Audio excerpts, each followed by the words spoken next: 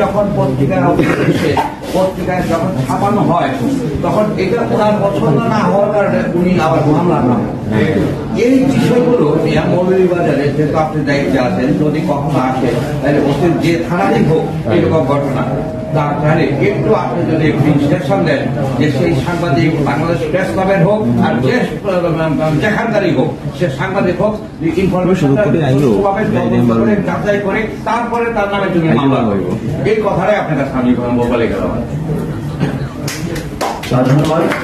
ভাই বলছেন Bangladesh press club Moulvibazar জেলা শাখা কর্তৃক আয়োজিত ত্রিবার্ষিক সম্মেলনে আমাদের মাঝে প্রধান আলোচক হিসেবে বাংলাদেশ প্রেস ক্লাবের প্রতিষ্ঠাতা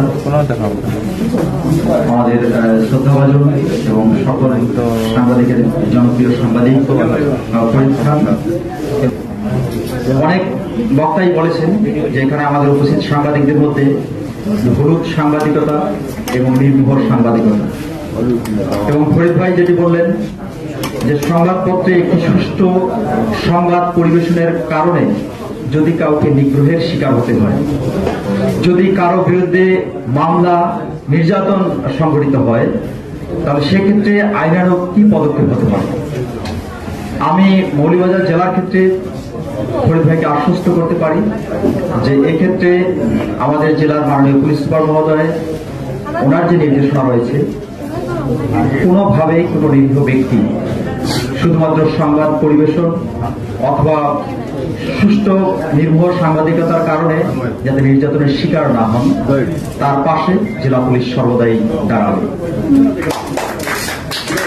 যদি এ ধরনের মামলা, এ ধরনের অভিযোগ আমাদের থানাগুলিতে আসে, আমি আবারও একই নির্দেশনা আমাদের প্রত্যেকটি ইউনিটে থাকবে। যথাযথ তদন্তপূর্বক সুস্পষ্ট প্রমাণ ছাড়া কোনোভাবেই আমাদের সাংবাদিক ভাইদের বিরুদ্ধে কোনো মামলা, কোনো অভিযোগ যাতে নেওয়া না হয়। অবশ্যই সুস্পষ্ট তথ্য প্রমাণ এগুলো যদি দিয়ে কেউ অভিযোগ করে সেটি আলাদা বিষয়, কিন্তু তথ্য প্রমাণ ব্যতীত কাউকেই কোনোভাবে হয়রানি করবে না জেলা পুলিশ। আমি এই আশ্বস্ত আপনাদের করতে পারি। এবং মাননীয় পুলিশ সুপার মহোদয় একইভাবে বিভিন্ন ফোরামে যখন কথা বলেন, স্যার একইভাবে সকলকেই বলেন, আমাদের তাহের ভাই সহ অনেকেই যখন যান, এখানে সিনিয়র সাংবাদিক বক্সি ইকবাল ভাই যথার্থ বলেছেন, উনিও যখন বিভিন্ন সময় আমাদের পুলিশ সুপার মহোদয়ের সঙ্গে কথা বলেছেন, স্যার একইভাবে আশ্বস্ত করেছেন যে কোনো নিরীহ ব্যক্তি অবশ্যই হয়রানির শিকার হবে না।